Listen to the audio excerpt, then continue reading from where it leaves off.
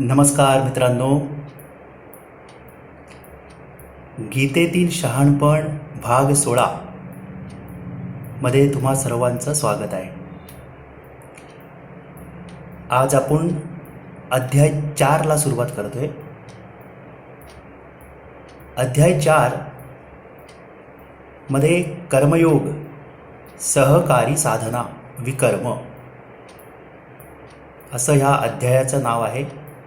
अध्याय 3 मध्ये आपण कर्मयोग पाहिला आणि त्याची साधना करण्यासाठी आपल्याला काय केलं पाहिजे ते यापुढे भगवंत आपल्याला सांगणार आहेत. त्यातील अधिकरण 13 आज आपण त्यातील पहिले 10 श्लोक घेणार आहोत. त्याचं नाव आहे दिव्य कर्मे. विनोबांनी त्याचं नामकरण केले दिव्य कर्मे.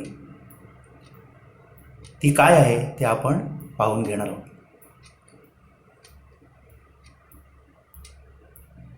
आपण हा जो उपक्रम सुरू केला त्याचं साध्य काय,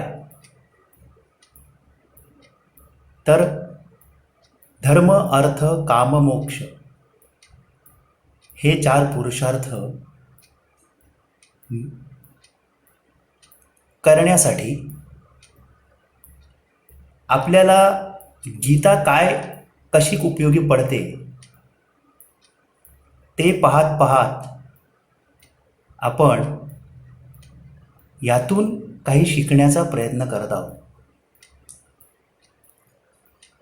त्याच्यासाठी साधन आहे गीता, गीताई,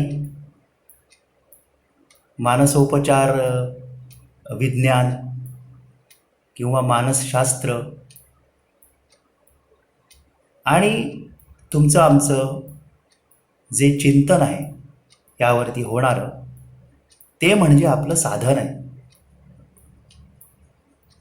आणि सातत्यानं ही गोष्ट करत राहणं म्हणजे झाली साधना. एक कमिटमेंट घेऊन, एक डिटर्मिनेशन ठेवून ती गोष्ट करत राहणं म्हणजे साधना. आणि म्हणून आपण एक साधक म्हणून ह्या गीताईकडे किंवा गीतेतील विचारांकडे पाहत आहोत. तेव्हा आपण अधिकरण 13 ला आता सुरुवात करूया. गीताईने पहिल्यांदा सुरुवात करतो. गीताई माऊली माझी, तिचा मी बाळ नेणता, पडता रडता घेई उचलुनी कडेवरी. भक्ता ते प्रतिबोधिली ससमरी, नारायणे श्रीवरे. मुक्ते संग्रथिली समान्य मुनिने, वेदांत विद्या करे. माते षष्ठ्यधिकारिणी सतशती, अष्टादशाध्यायिनी. तू ते मी अनुसंधितो निशिदिनी, गीते भयद्वेषिणी. गीते भयद्वेषिणी.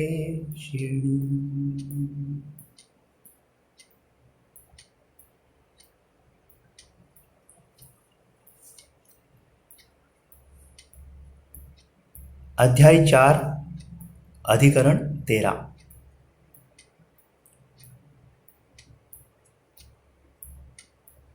अध्याय 3 मध्ये कर्मयोग म्हणजे काय,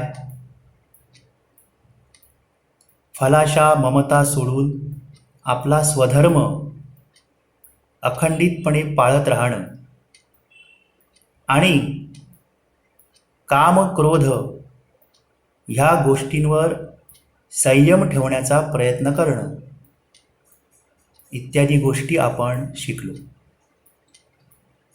आता हे जे काही भगवंताने अर्जुनाला सांगितलंय ते कृष्ण असं म्हणतोय ह्या अध्यायामध्ये की मी काही तुला नवीन काही सांगितलेलं नाही, तर हे एका गुरु परंपरेतून माझ्यापर्यंत आलंय आणि तेच मी तुला सांगत आहे. भारतीय विचार प्रक्रियेमध्ये कधीपासून हे सर्व चालू आहे हे पाहिल्यानंतर आपल्याला एक प्रकारचा विशेष अभिमान मनामध्ये नक्कीच दाटून येतो. तेव्हा आपण सुरू करूया. श्री भगवान म्हणाले, योग हा अविनाशी, मी स्वये सूर्यास बोलिलो, मनूस बोलिला सूर्य, तो इक्ष्वाकूस त्यापरी. सूर्य म्हणजे साक्षात निष्काम कर्मयोगी आहे. थोडा विचार केला तर आपल्याला कळेल की शत्रू मित्र वगैरे कोणताही चांगला वाईट माणूस किंवा सृष्टी असा कोणताही विचार न करता प्रकाश देणं हा माझा स्वधर्म आहे असं म्हणून तो सातत्यानं सर्वांना समान प्रमाणात प्रकाश देत राहतो. तर अशा ह्या सूर्याने त्याचा पुत्र मनू याला हा कर्मयोग सांगितला. मनूने पुढे तो इक्ष्वाकू, त्याचा पुत्र इक्ष्वाकू याला सांगितला. अशा परंपरेतुनी हा राजर्षीस लाभला, पुढे काळबळाने तो ह्या लोकी लोप पावला. काळबळाने, कालाय तस्मै नमः आपण आजही म्हणतो आणि त्यावेळी श्रीकृष्णानेही तेच म्हटलेलं आहे. हजारो वर्षापूर्वीसुद्धा कृष्ण तेच म्हणतोय, काळबळाने कालाय तस्मै नमः. जे काही हे कर्मयोग शास्त्र होतं ते लोप पावलं. तोची हा बोलिलो आता, तुझ योग पुरातन, जीवीचे गुज हे थोर, तूही भक्त सखा तसा. तू माझा परमभक्त आणि माझा सखा मित्र आहेस, म्हणून माझ्या मनातलं हे मी तुला सांगतोय. हीच भावना माझी पर्सनली माझ्या सर्व फेसबुक वरील मित्रांसाठी आहे की मला जे वाटलं मनापासून की हे सांगायला हवं ते सांगण्याचा प्रयत्न मी या ठिकाणी करत आहे.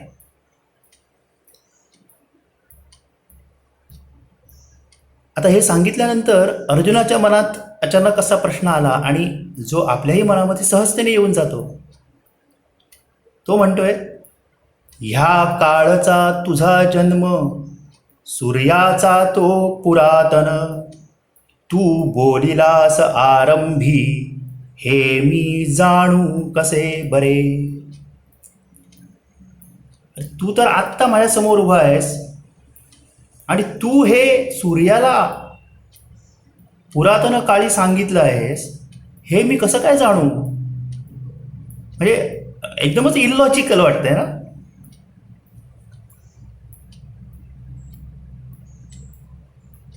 तेव्हा भगवान म्हणाले,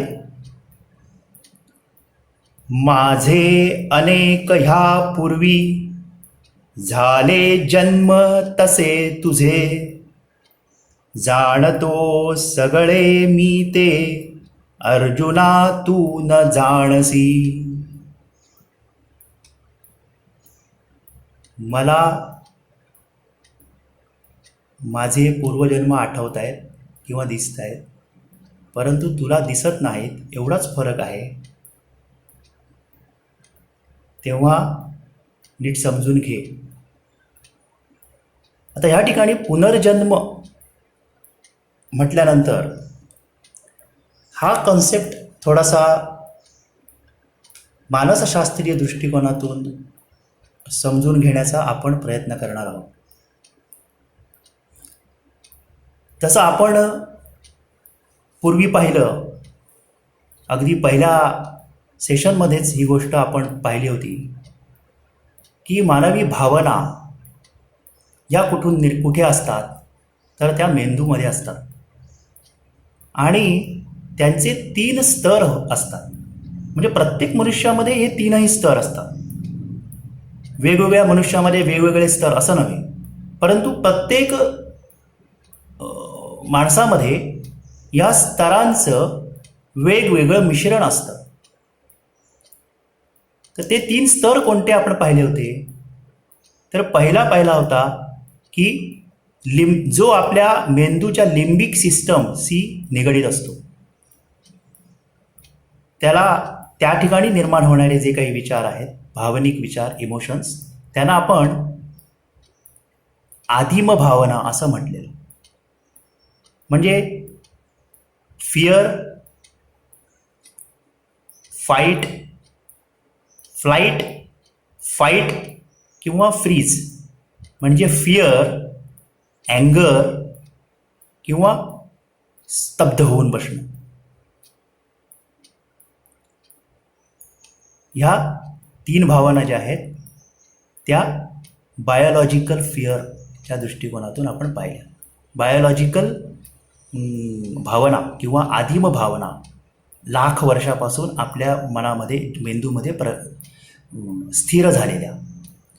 त्यानंतर पाहिलं प्रगत भावना. ह्या मेंदूच्या कॉर्टेक्स ह्या पार्टमध्ये निर्माण होतात. आता कॉर्टेक्स ह्या पार्टमध्ये ज्या निर्माण होतात त्या दोन्ही प्रकारच्या, म्हणजे सहकार्य भावना ह्या ठिकाणी असते. आदिम भावनेमध्ये फक्त मी, म्हणजे देहबुद्धी त्याची जास्त दृढ असते. मी म्हणजे माझं शरीर हेच मी आहे अशी त्याची भावना स्थिर असते. प्रगत भावनांमध्ये मी आणि तू दोघांचं सहकार्य अशा प्रकारची थोडी बॅलन्स्ड भावना त्याच्यामध्ये विकसित झाली. ती सिव्हिलाइज्ड जेव्हा माणूस झाला तेव्हापासून झाली. म्हणजे माणूस एका ठिकाणी स्थिरावला तेव्हापासून झाली.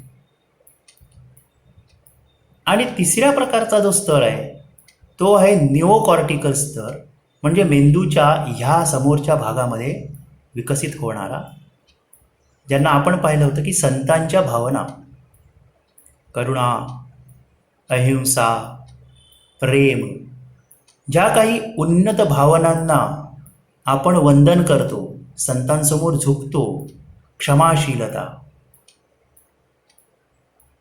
ह्या सर्व ज्या उन्नत भावना आहेत, मनुष्य म्हणून जन्माला आल्यानंतर त्या उन्नत भावनांना आपण स्पिरिच्युअल, आपल्याकडे स्पिरिच्युअल असा टच त्याला दिलेला आहे.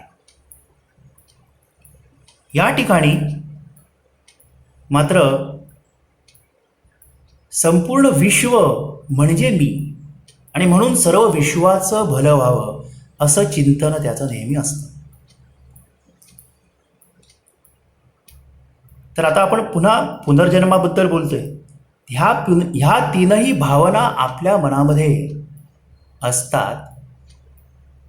पहिल्यामध्ये देहबुद्धी खूप दृढावलेली असते. प्रगत भावनांमध्ये देहबुद्धी आणि आत्मबुद्धी यांच्यामध्ये बॅलन्स साधण्याचा प्रयत्न चाललेला असतो. आणि निओकॉर्टिकलमध्ये, इमोशन्समध्ये संपूर्ण आत्ममय झालेला असतो माणूस. आत्मबुद्धीनिष्ठ झालेला असतो. आत्मनिष्ठ झालेली असते त्याची बुद्धी, तो विचार त्याच्यामध्ये दृढ झालेला असतो.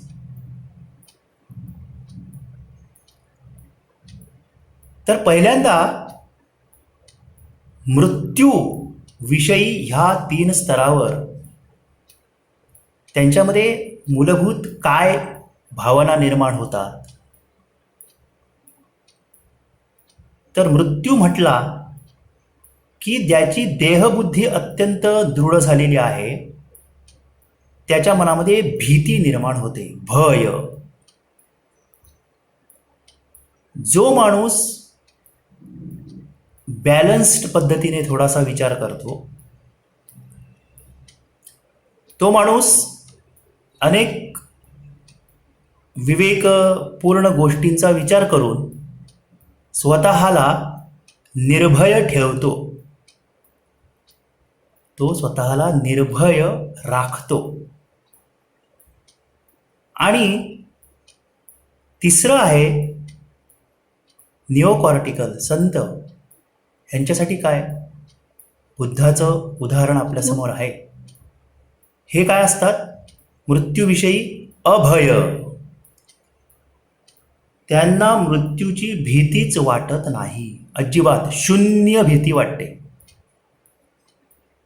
कारण त्यांच्या ठिकाणी मृत्यू म्हणजे काही एक्झिस्टन्समध्येच नसतो. तर व्याख्या असे लोक पुन्हा त्या स्तराप्रमाणे मृत्यूची व्याख्या करताना किंवा पुनर्जन्माची व्याख्या करताना ते काय म्हणतात, देहबुद्धी ज्याची दृढ झालेली आहे तो म्हणतो की माझा मृत्यू आणि माझा पुनर्जन्म. बघा, माझा मृत्यू आणि माझा पुनर्जन्म. आणि त्यामुळे त्याचा पुनर्जन्म विषयक दृष्टिकोन काय असतो, त्याचा पुनर्जन्म विषयक दृष्टिकोन असा असतो की माझं व्यक्ती म्हणून पुनर्जन्म होणं, माझी एक व्यक्ती ह्या दृष्टिकोनातून म्हणजे मी दत्तकुमार नागवेकर ह्याचा पुनर्जन्म कुठे झाला किंवा ह्याचा पूर्वजन्म काय होता हे शोधण्याचा हे लोक किंवा ही बुद्धी देहबुद्धीशी निगडीत झालेली जी आपली विचारधारा आहे ती शोधण्याचा प्रयत्न करत असते. जो माणूस थोडासा आपण म्हणालो रॅशनल झालेला आहे त्याच्यासाठी व्याख्या काय झाली आहे, तर मृत्यू म्हणजे जीवन मरणाचं एक चक्र आहे. मग ते माझ्यासाठी आहे किंवा इतर कुठल्याही माणसासाठी आहे, प्राण्यांसाठी आहे तर मला तेच दिसतं, वनस्पतींसाठीही तेच दिसतं. एकंदर सृष्टीक्रमामध्ये हे जीवनचक्र चालूच आहे.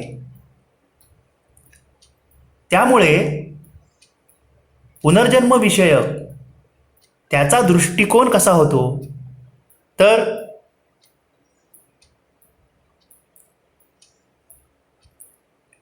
माणसाचा मृत्यू म्हणजे तो एक जीवनचक्राचाच भाग आहे. हा थोडासा रॅशनल अप्रोच घेऊन तो पुनर्जन्माकडे पाहतो. म्हणजे माझा मृत्यू झाला म्हणजे राख झाली, ती राख आपण असं म्हणू की मातीत मिसळली. मातीमध्ये मिसळल्यानंतर ती कुठल्या तरी बीजरूपाने एखाद्या वनस्पतीला मिळाली, वनस्पतीचा वृक्ष झाला, ते खाऊन कोणीतरी दुसराच प्राणी जन्माला आला. आता ह्या संपूर्ण प्रोसेसमध्ये तो कुठे कधी केव्हा कसा निर्माण होईल आणि तो काय फळ भोगेल वगैरे वगैरे ह्या गोष्टी घडतच राहणार आहेत. जीवनचक्राचा भाग म्हणून, सृष्टीचक्राचा भाग म्हणून ह्या घडत आहेत. या ठिकाणी मी दत्तकुमार नागवेकरला शोधण्याचा प्रयत्न कुठेही करत नाही. ही झाली माझी रॅशनल बुद्धी, देहबुद्धी आणि आत्मबुद्धीच्या मध्ये जाणारी. आणि त्यानंतर जी निओकॉर्टिकल स्टेजला गेलेली बुद्धी आहे तिची व्याख्या तर अशी आहे की जगणं आणि मरणं हे तर फक्त शरीर आणि मनाचंच आहे. जगणं आणि मरणं हे फक्त शरीर आणि मनाला लाभलेली गोष्ट आहे. परब्रह्म आत्मा ही गोष्ट अमर आहे. जगणं आणि मरणं हे फक्त शरीरालाच लाभलेली गोष्ट आहे. हा त्याच्या मनामध्ये विचार दृढ झालेला असल्यामुळे शेवटी स्वविसर्जन म्हणजे या शरीराचं सर्जन जेव्हा झालं, जन्म झाला तेव्हा त्याचं मृत्यूसमयी फक्त त्या विशाल अशा अव्यक्तामध्ये विसर्जन होतं. असा त्याचा पुनर्जन्माकडे पाहण्याचा दृष्टिकोन होतो. म्हणजेच एकदा तो त्याच्यामध्ये मिसळला, एकदा तो परब्रह्ममय झाला की पुन्हा जन्म नाही, म्हणजेच मरणही नाही. असा हा मानसशास्त्रीय दृष्टिकोन रॅशनल इमोटिव्ह बिहेवियर थेरपीच्या आधाराने थोड्याफार प्रमाणात तुमच्यासमोर मांडण्याचा मी प्रयत्न केला. आणि तो दृष्टिकोन मनामध्ये ठेवून आपण आता पुढचे 10 श्लोक बघणार आहोत. पुढचे 10 श्लोक आपण त्या दृष्टिकोनातून बघायचे. त्यामुळे आपण कोणत्या दृष्टिकोनातून बघायचं, देहबुद्धीच्या दृष्टिकोनातून बघायचं की देहबुद्धी आणि आत्मबुद्धी ही समप्रमाणामध्ये ठेवून बघायचं, म्हणजेच रॅशनल पद्धतीने बघायचं, विवेकवादी पद्धतीने बघायचं, की अगदी आत्मनिष्ठ बुद्धीप्रमाणे बघायचं. हे प्रत्येकानं स्वतः चिंतन करून बघण्याची ही गोष्ट आहे. आणि त्याप्रमाणे हे पुढच्या श्लोकांचा जो काही अर्थ आहे तो तुम्ही घ्यायचा आहे. तर आपण सुरू करतोय. अर्जुनाने काय प्रश्न विचारला आहे? ह्या काळचा तुझा जन्म, सूर्याचा तो पुरातन, तू बोलिलास आरंभी, हे मी जाणू कसे बरे. श्री भगवान म्हणाले, माझे अनेक ह्या पूर्वी, झाले जन्म तसे तुझे. जाणतो सगळे मी ते, अर्जुना तू न जाणसी. तेव्हा माझे आणि तुझे हे म्हणत असताना आपण देहबुद्धीमध्ये आहोत, म्हणजे प्रत्यक्ष कृष्ण, प्रत्यक्ष अर्जुन असा विचार करतो आहोत, की आपण थोडासा रॅशनल आल्यामुळे सृष्टीचक्राचा एक भाग, सृष्टीमधला मी आणि सृष्टीमधला तू असा विचार करत ह्या पुनर्जन्म चक्राकडे पाहतो. कारण ह्याच्या पुढचं जे चक्र आहे किंवा ह्याच्या पुढचा जो स्तर आहे तिथपर्यंत आपण एकंदरीतच आता गीता अभ्यासताना एकंदरीतच आपण तिथपर्यंत ह्यावेळी पटकन जाणार नाही आहोत. आपण ह्या ठिकाणी थोडंसं पॉज घेणार आहोत. म्हणजे ह्या ठिकाणी आपण थांबून त्याप्रमाणे त्याचा विचार करण्याचा प्रयत्न करणार आहोत. 6वा श्लोक. असुनी हि अजन्मामी, निर्विकार जगत प्रभू, माझी प्रकृती वेढुनी, मायेने जन्मतो जणू. माझी प्रकृती वेढुनी, माझी या ठिकाणी व्यापक मी, महत्वाची गोष्ट, व्यापक मी, सृष्टीचा मूळ. प्रकृती वेढुनी, मायेने जन्मतो जणू. माया म्हणजे त्या अव्यक्त मीकडे असणारी अशी कोणतीतरी शक्ती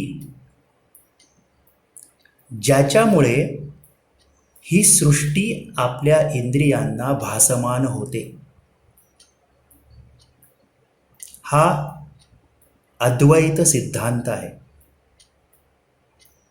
लोकमान्य टिळकांनी गीता रहस्यामध्ये प्रकरण 9 मध्ये ह्याचं अत्यंत सुंदर चिंतन केलेलं आहे. ज्याला अधिक आवड आहे त्यांनी ते जरूर पाहावं आणि त्यांच्या बुद्धिमत्तेला सलाम करावा. बस, आणखी काय नाही.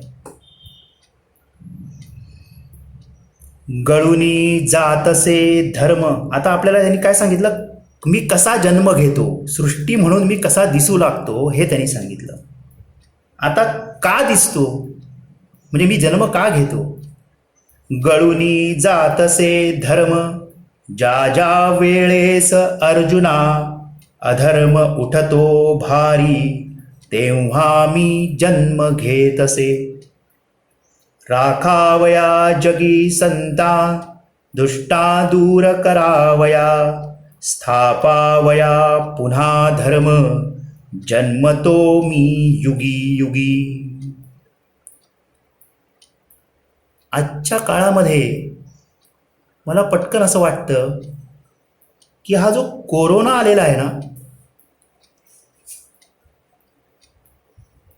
बघा आता ह्या ठिकाणी मी देहबुद्धीची निगडीत विचार करत नाही आहे. म्हणजे कृष्ण किंवा आणखीन दशावतार ह्याच्यामध्ये जात नाही. मी ह्या 7 आणि 8 श्लोकाचा अर्थ आजच्या परिस्थितीची लावत असताना हा जो कोरोना आलेला आहे तो कुठेतरी अधर्म म्हणजे समाजस्थिती किंवा सृष्टीचा जो एक नियम आहे तो मोडल्यामुळे तर निर्माण झालेला नाही आहे ना.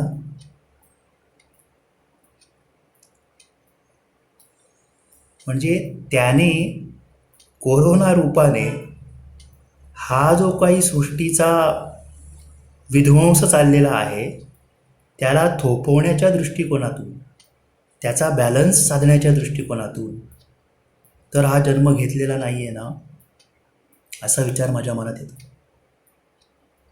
म्हणून जेव्हा धर्म गळून पडतो, म्हणजे जेव्हा समाजहित, धर्म म्हणजे समाजहित, सृष्टीचं हित, हिंदू मुसलमान हा प्रकार इथे नाही.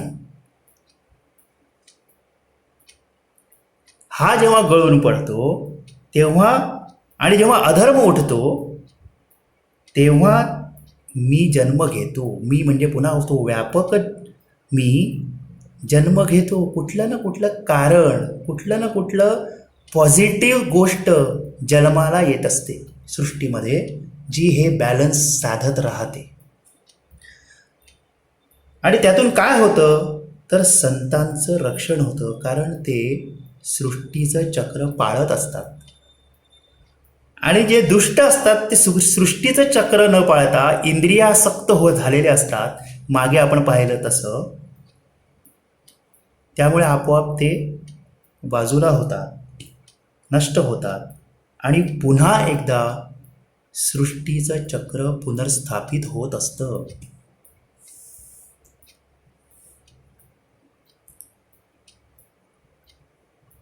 आता मी का जन्म घेतो हे त्यांनी सांगितलं.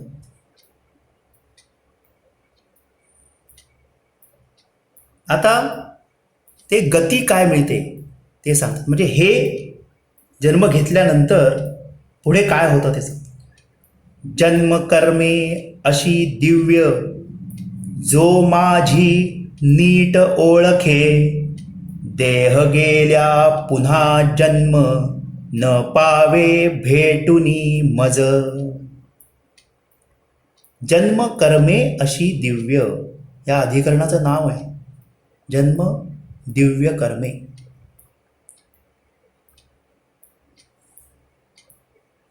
हे जे काही जन्म कसा होतो हे ओळखणं आणि त्याची ही जी अव्याहत प्रक्रिया चालू आहे दिव्य कर्माची, ही जो बारकाईने ओळखतो, ओळखणं हीच फक्त आवश्यक गोष्ट आहे. ओळखणं एवढीच गोष्ट आवश्यक आहे. एकदा त्याने ती ओळखली म्हणजे ज्याच्या दृष्टीला त्याचा दृष्टिकोन हा ह्या पद्धतीने मनामध्ये सेट झाला की मग तो सर्व दृष्टीने सगळीकडे सर्व कर्मांकडे त्याच दृष्टीने पाहू लागतो आणि त्यामुळे त्याची स्थिती जसं मगाशी आपण बोललो तसं निओकॉर्टिकल स्टेजपर्यंत आपल्या इमोशनल भावना घेऊन जाणं आणि त्या घेऊन गेल्यानंतर जो ऑटोमॅटिकली आत्मनिष्ठ होतो म्हणजे अहम ब्रह्मास्मीचा अनुभव त्याला यायला लागतो.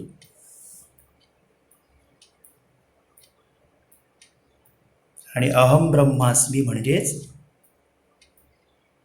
भेटूनी मज, मला भेटतो म्हणजे त्याचा अनुभव हा सर्व व्यापक असा अनुभव होतो. तो मी मी मी असा राहत नाही, त्याचा मी जो आहे तो विसर्जित होतो. 10वा श्लोक. नाही तृष्णा भय क्रोध माझ्या सेवेत तन्मय, झाले ज्ञानतपे चोख अनेक मज पावले. माझ्या सेवेत तन्मय म्हणजे माझं सृष्टीचक्र चालवण्यात तन्मय. कुठल्या तरी मूर्तीपूजेत किंवा कर्मकांडात तन्मय असा ह्याचा अर्थ आपल्या बुद्धीप्रमाणे घ्यावा. जे आपण डिस्कस केलं, आपल्याला कोणत्या प्रकारची बुद्धी हवी आहे त्याप्रमाणे तो अर्थ त्यांनी घ्यावा. आपल्याजवळ काय आहे, कुठल्या लेवलची बुद्धी आहे, आदिम बुद्धीमध्येच आपल्याला राहायचं आहे का, की आपल्याला प्रगत व्हायचं आहे, की आपल्याला उन्नत व्हायचं आहे, हे आपलं आपण ठरवायचं. मी ते कोणावर लादू शकत नाही किंवा आणखीन कोणत्याही पद्धतीने ते लादलं जाऊ शकत नाही. झाले ज्ञानतपे चोख, चोख म्हणजे शुद्ध. ज्ञानाच्या अशा तपाने म्हणजे नीट ओळखणे, माझी नीट ओळखे, जन्मकर्मे अशी दिव्य जो माझी नीट ओळखे.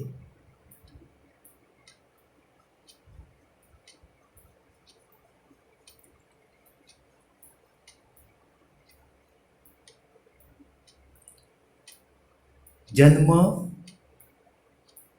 म्हणजे काय,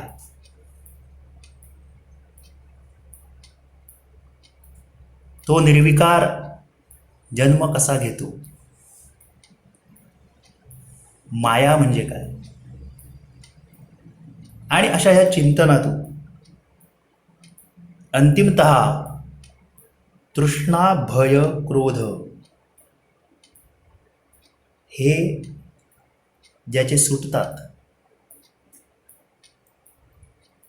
आणि त्या सृष्टीचक्राचा भाग म्हणून जो अखंड काम करत राहतो आणि ज्ञान मिळवत राहतो, ज्ञान तप करत राहतो आणि त्याने तो शुद्ध होतो. आपण सोनं चोख आहे की नाही बघण्यासाठी त्याला तापवलं जातं आणि तेव्हा ते अधिकाधिक शुद्ध होतं, अशुद्धता गळून पडल्यानंतर. म्हणून ज्ञानतप असं म्हटलेलं आहे. असे अनेक लोक मला येऊन मिळाले आहेत असं भगवंतांनी या 10व्या श्लोकामध्ये म्हटलेलं आहे. तेव्हा आता आपण इथे थांबूया. चिंतनाचा विषय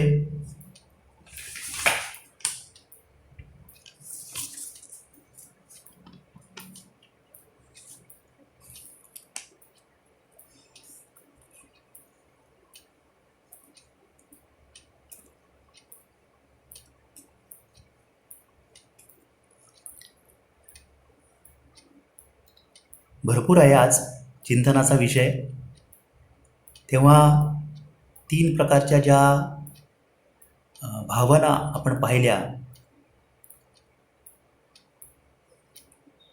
आदिम भावना, प्रगत भावना आणि उन्नत भावना. आदिम भावना म्हणजे देहबुद्धी, प्रगत भावना म्हणजे देहबुद्धी आणि आत्मबुद्धी यांच्यामध्ये विवेकाच्या आधाराने निर्णय घेणं, रॅशनल थिंकिंग, रॅशनल ॲप्रोच. आणि तिसरी म्हणजे उन्नत भावना. या ठिकाणी संतांना शरण जाऊन त्यांच्या वृत्तींप्रमाणे